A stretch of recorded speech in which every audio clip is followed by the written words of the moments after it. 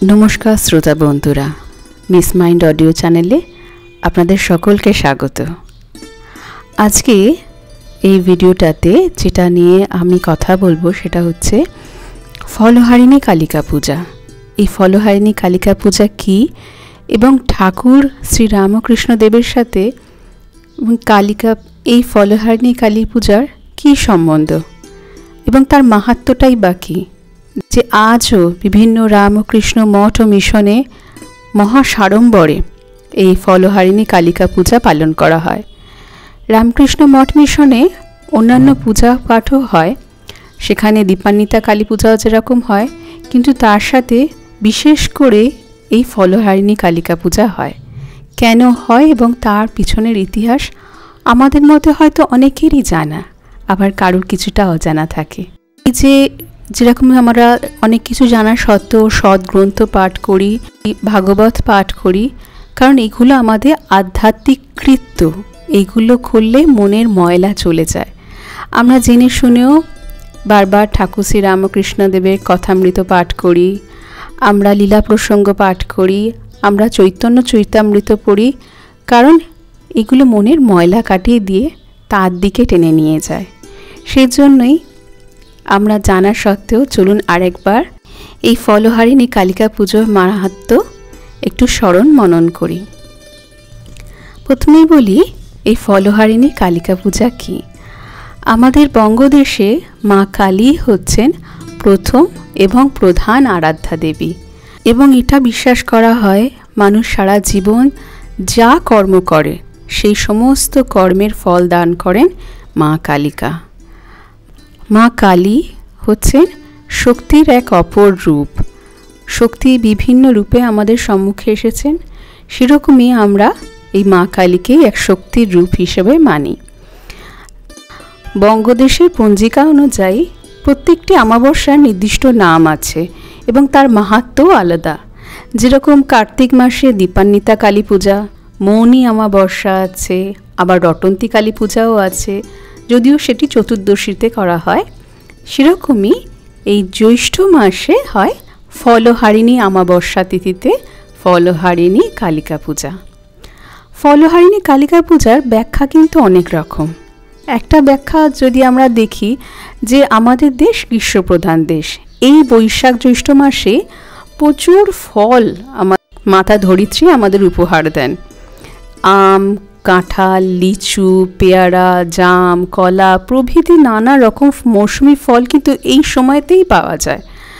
আমরা যে বাহ্য পূজা করি সেই বাহ্য পূজায় এই নানা রকম ফল দিয়েই আমরা মাকে পূজা দিই এই ফলহারিণী কালী পূজাতে। কিন্তু পূজাটার নাম দেখুন ফলহারিণী, অর্থাৎ যিনি সমস্ত ফল হরণ করেন। তাহলে মা, আমরা আবার বলছি মা আমরা যে সমস্ত কর্ম করছি তার ফল মা প্রদান করেন, আবার এদিকে আমরা বলছি মা সমস্ত কর্মের ফল হরণ করেন। কেমন বৈপরীত্য লাগছে না কথাটাতে? কিন্তু কোনো বৈপরীত্য নেই। গীতায় শ্রী ভগবান নিজ মুখে বলেছেন যে কর্ম করে যাও ফলের আশা না করে। অর্থাৎ ফলের আশা যদি আমরা করি, ফলের দিকে তাকিয়ে যদি কোনো কর্ম করি, সেই কর্মটা কিন্তু যথাযথ হয় না। সেজন্য কর্ম করে যেতে বলেছেন, ফলটা সেরূপই হবে। এবার কর্ম তো সুকর্ম কুকর্মও তো হয়। মা কালিকা এই কর্ম অনুযায়ী তাদের ফল দেন। তাহলে কি ফল তিনি হরণ করেন? এটা দুরকম হচ্ছে। এক হচ্ছে বিভিন্ন সাধন মার্গে যে সমস্ত সাধক বা সাধিকারা আছেন, তারা তাদের সমস্ত সাধনার ফল মাকে অর্পণ করেন এই দিন। কারণ মাকে এই দিন তাদের সমস্ত সাধনার ফল অর্পণ করলে মা সেটি সহস্র ধারে ফিরিয়ে দেন। কালিকার যদি আমরা মূর্তিটি একটু মনে মনে কল্পনা করি, মার চারটি বাহুর মধ্যে ডান দিকে যে নিচে বাহুটি রয়েছেন সেটা দিয়ে মা ফল নিচ্ছেন, আর উপরে দিয়ে বরাবয় দিয়ে মা সেই ফল সহস্র গুণে আমাদের দিয়ে দিচ্ছেন। অর্থাৎ এই দিন সাধক সাধিকারা তাদের সমস্ত সাধনা, সমস্ত সিদ্ধি মা কালিকার পায়ে অর্পণ করেন এবং মা সেটি সহস্র গুণে ফিরিয়ে দেন। এই হচ্ছে আরেকটা। এবার হচ্ছে আমরা গৃহী মানুষ, আমরা তো বাবা অত সাধন ভজন করতেই পারি না, দিনান্তে জপ করি, তাও খুব কষ্টে ঘুমিয়েও পড়ি অনেক সময় জপ করতে করতে আমাদের মধ্যে অনেক মানুষ। তাহলে মা কি করেন? মা আমাদের যে সুকর্ম আর যে কুকর্ম আছে, এই কুকর্মটি মা গ্রহণ করে নেন, ফিরিয়ে দেন তার বিনিময় অজস্র সুকর্মের ফল, সুকৃতের ফল। তাহলে মা আমাদের সুকর্ম, যা আমরা কুকর্ম করেছি, সুকর্ম করেছি, জ্ঞানত অজ্ঞানত যা করছি পুরোটাই মা গ্রহণ করেন, কিন্তু মা সুকর্মের ফল সহস্র গুণে ফিরিয়ে দেন আমাদের কাছে। কুকর্মটি মা নিজের কাছেই রেখে দেন। মা আমাদের সমস্ত কর্ম ফল গ্রহণ করেন, আর সেই ফল, যেই কর্মর ফল, যেই সুকৃত কর্মের ফল, সেটি মা ফিরিয়ে দেন। সুতরাং এই ফলহারিণী কালিকা পুজোয় আমরা মাকে আমাদের সমস্ত ফল, সমস্ত জীবনে কৃতকর্মের সমস্ত ফল যদি তার চরণে অর্পণ করতে পারি, তাহলে তিনি কিন্তু তার সহস্র গুণে আমাদের কাছে ফিরিয়ে দেন। কারণ তিনি তো মা, মা তো সমস্ত ভালোটাই সন্তানকে দেয়, খারাপটাই নিজের কাছে কিন্তু রেখে দেন। আমাদের সাধন পথে ঠাকুর শ্রীরামকৃষ্ণ বলতেন 4টি ভাব আছে: দাস্য, সাক্ষ্য, বাৎসল্য, মধুর ভাব। আমরা বঙ্গদেশে মানুষরা আমাদের ইষ্টকে মাতৃভাবে দেখি, কারণ মাতৃভাব বড় শুদ্ধ ভাব, এই ভাবে পতনের কোনো আশঙ্কা নেই। আমরা আমাদের মাকে যেরকমভাবে ভালোবাসি, কারণ মা আমাদের বড় কাছের, বড় আদরের। জন্মার পর থেকে আমাদের মুখে প্রথম ভাষাটি কিন্তু ফোটে মা। সেজন্য আমরা মাতৃভাবে সাধনা করি, মাই হচ্ছেন আমাদের ইষ্ট। আমরা ঠাকুর শ্রী রামকৃষ্ণ দেবের মধ্যে কিন্তু সেই মাতৃভাবই দেখতে পাই। এবার বলি, এটি কিন্তু ঠাকুর শ্রী রামকৃষ্ণ দেবের ব্যাখ্যা, আমার কিন্তু নয়। উনি বহুবার কথামৃতে এই কথাটি উল্লেখ করেছেন যে মাতৃভাবের সাধন করলে পতনের আশঙ্কা থাকে না, সেই জন্য আমাদের ইষ্টদেবকে আমরা মাতৃভাবে সাধন করি। এবার আসি এই ফলহারিণী কালিকা পুজোর সাথে ঠাকুর শ্রী রামকৃষ্ণ দেবের কী সম্পর্ক। সালটা 1872 খ্রিস্টাব্দ, 5ই জুন, বাংলার 1279 সালের 24শে জ্যৈষ্ঠ। দক্ষিণেশ্বরে মা ভবতারিণী মন্দিরে চলছে ফলহারিণী কালিকা পুজোর প্রস্তুতি, এবং ঠাকুর শ্রী রামকৃষ্ণ দেবের ঘরে খুবই অনাড়ম্বরভাবে এবং গোপনে চলছে আরেকটি পূজার প্রস্তুতি। হৃদয়রাম মুখোপাধ্যায় ঠাকুরের ভাগনা কিছুটা পুজোর সাহায্য করে দিয়ে চলে গেলেন, বাকিটা রাধা মাধব মন্দিরে দীন পূজারী পূজার উপাচার সমস্ত কিছু গুছিয়ে দিয়ে চলে গেলেন। এ সমস্ত গোছাতে গোছাতে হয়ে গেল রাত্রি 9টা। ঘরে সমস্ত পূজার আয়োজন করা হয়েছে, কিন্তু কোনো প্রতিমা নেই। একটি আলপনা শোভিত পীঠ ঠাকুরের চৌকির উত্তরে পূজকের সামনে রাখা আছে। ঠাকুর মাকে বলে রেখেছিলেন যে ঘরে একটা ছোট করে পুজোর আয়োজন করা হচ্ছে, মাকে আসতে। পুজোর আয়োজন শেষ হতেই মা ঘরে এসে উপস্থিত হলেন এবং নিবৃষ্ট মনে ঠাকুরের পূজা দেখে যাচ্ছেন। এবং দেখতে দেখতে উনি এতই ভাবাবিষ্ট হলেন যে ঠাকুর তাকে এই আলপনা শোভিত পীঠের ওপর উপবেশন করতে বললেন। মার তখন অর্ধভার্য অবস্থা, মা তখন সেই অবস্থায় আস্তে আস্তে সেই পীঠের ওপর উপবেশন করলেন। শুরু হলো এক অপূর্ব পূজা। বিশ্বের ইতিহাসে খুবই বিরল, আমার মনে হয় না এরকম কেউ আছেন যিনি স্বামী হয়ে স্ত্রীকে স্বয়ং মাতৃজ্ঞানে পূজা করছেন এবং পূজান্তে তার সমস্ত সাধনার ফল অর্পণ করছেন। স্বামী গম্ভীরানন্দজির শ্রীমা সারদা দেবীতে ঠিক যেভাবে বর্ণনা দেওয়া আছে আমি সেটি আপনাদের সামনে বলছি। ঠাকুর পূর্বমুখ হইয়া পশ্চিম দিকে দরজার কাছে বসিয়াছিলেন।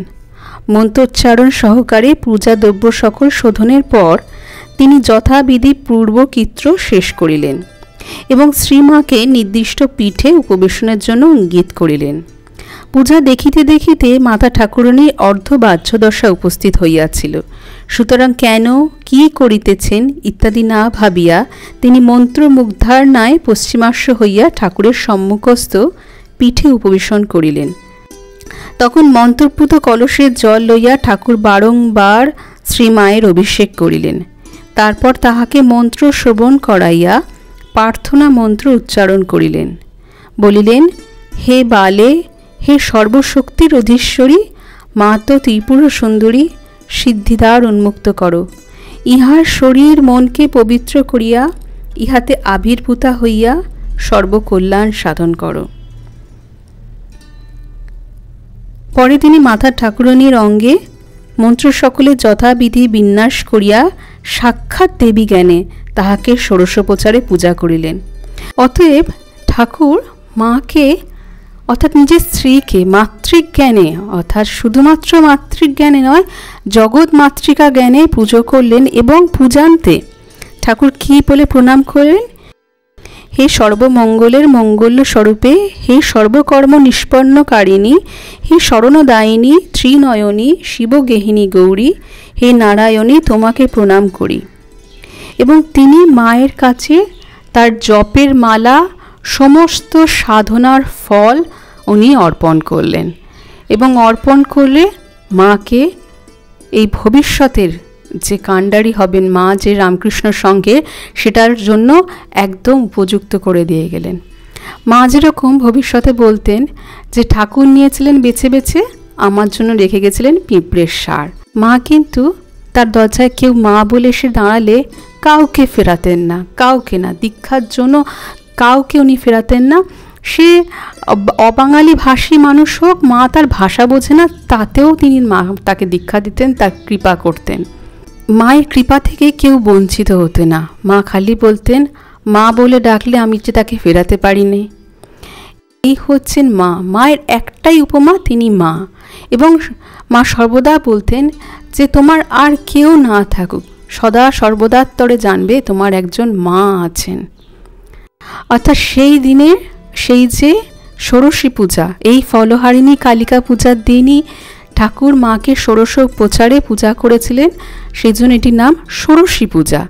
এই ষোড়শী পূজার দিনই তিনি মাকে তার সমস্ত সাধনা, অর্থাৎ ঠাকুর দক্ষিণেশ্বরে 30 বছর অবস্থানকালে যে কঠোর সাধনা করেছিলেন, সেই সমস্ত সাধনার ফল এবং তার জপের মালাটুকু পর্যন্ত চরণে অর্পণ করে প্রণাম করলেন।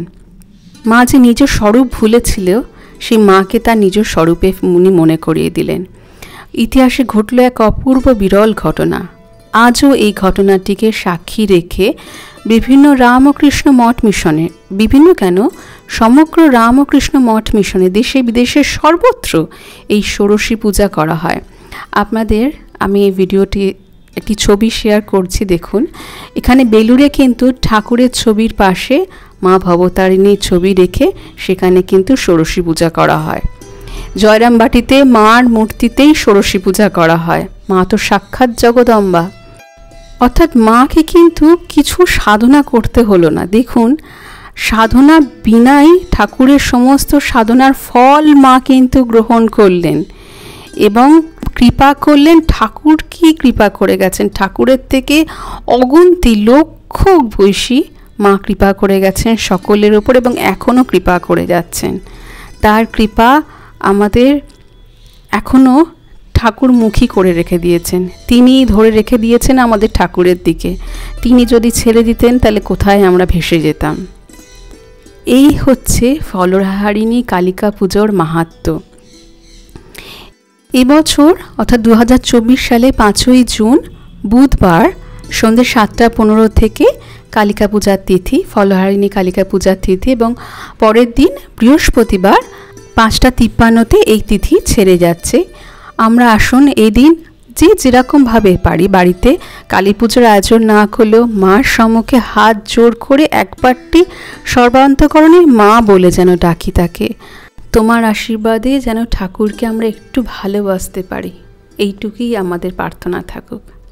আজকের ভিডিওটা আমার এই পর্যন্ত। আর ভিডিওটি যদি ভালো লেগে থাকে চ্যানেলটি সাবস্ক্রাইব করে পাশে থাকবেন।